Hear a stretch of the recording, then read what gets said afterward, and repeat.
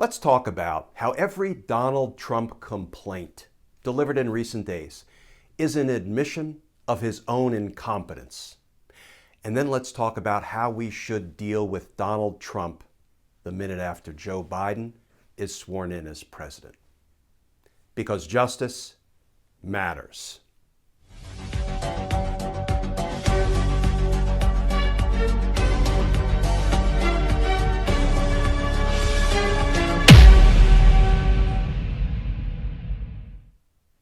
Hey all, Glenn Kirshner here. So Donald Trump continues to circle the drain. And boy, does it ever show in the tweets he's been sending out in recent days. Let me hit some of the highlights, or more accurately, lowlights. He's been saying things like, courts are bad. The FBI and Justice, the Department of Justice, didn't do their job. And the United States election system looks like that of a third world country. He goes on to rail against fake news and big tech. Or how about this one? The U.S. Supreme Court has been totally incompetent. Or how about this? Where the hell is the Durham report? How about this? The Justice Department and the FBI have done nothing. They should be ashamed. And on it goes. Ladies and gentlemen, welcome to the art of the self-own. Because every complaint about how bad the federal government is an admission of Donald Trump's own incompetence, his failures as a president. Because think about this. If the FBI and the Department of Justice and the courts, including the Supreme Court, really were all horrible and bad and terrible and failing, all of it would be a direct result of Donald Trump's incompetence as president, because it's the team he assembled. He made all of the appointments. He owns the Department of Justice. Right?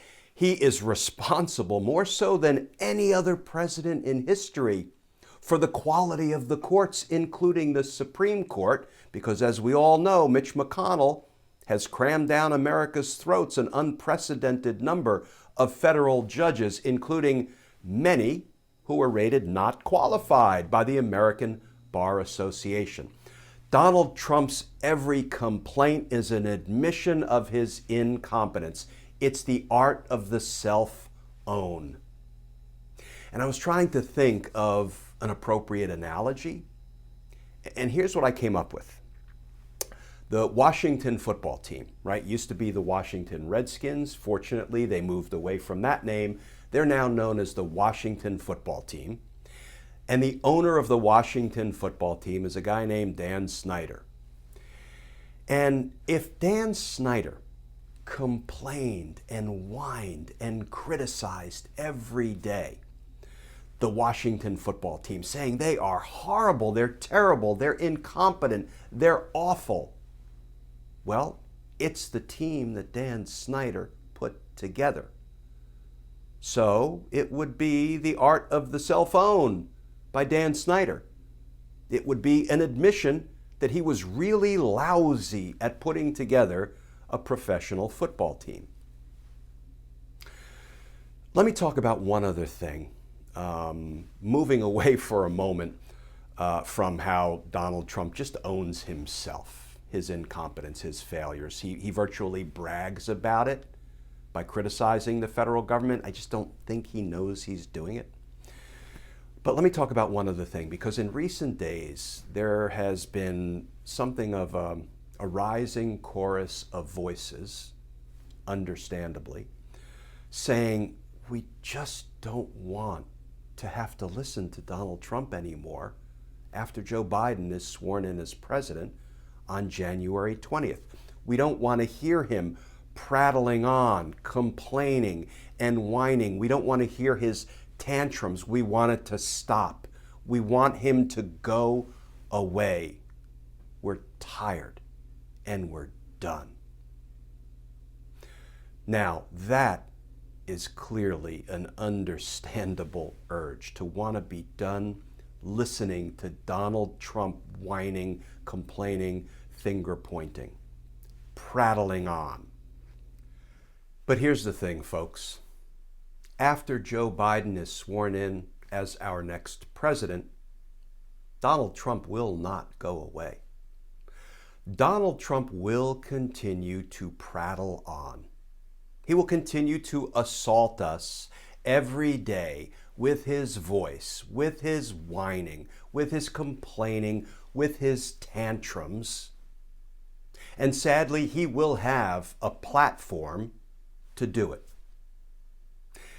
The question is, if we have to hear him prattling on, whining, complaining, what do we want to hear him prattling on about? Well, if we investigate him, indict him, try him in a court of law, and in the event of a conviction, imprison him, then what we're going to hear from Donald Trump is his whining and complaining and prattling on about how it's all a witch hunt and it's all so unfair, which of course it won't be. But even more importantly, if we decline to indict, try, convict, and imprison him, then you know what we're going to hear him prattling on about every day? How Joe Biden and the Attorney General's decision not to prosecute him proves beyond all doubt that he did nothing wrong. In fact, they cleared him of all wrongdoing. And then you know what we're going to hear Donald Trump prattling on about every day? How he's running for president in 2024. So the question is, if we have to listen to Donald Trump prattle on, what do we want to hear from him? I would rather hear him complaining about how the fact that we're prosecuting him and convicting him and imprisoning him is so unfair. Because it won't be unfair. It'll be just. And justice matters. And as always, folks, thank you for tuning in to these daily videos. If you want to more formally support our all-volunteer efforts here, you can go over to patreon.com. You can sign up to become a patron. And if you do, I will send you some Team Justice stickers with a handwritten personal note of thanks. You can also find us on Facebook, Justice Matters with Glenn Kirshner, and of course on Twitter, all day, every day, trying to answer your legal questions at Glenn Kirshner 2 on Twitter. So as always, folks, please stay safe, please stay tuned, and I look forward to talking with you all again tomorrow.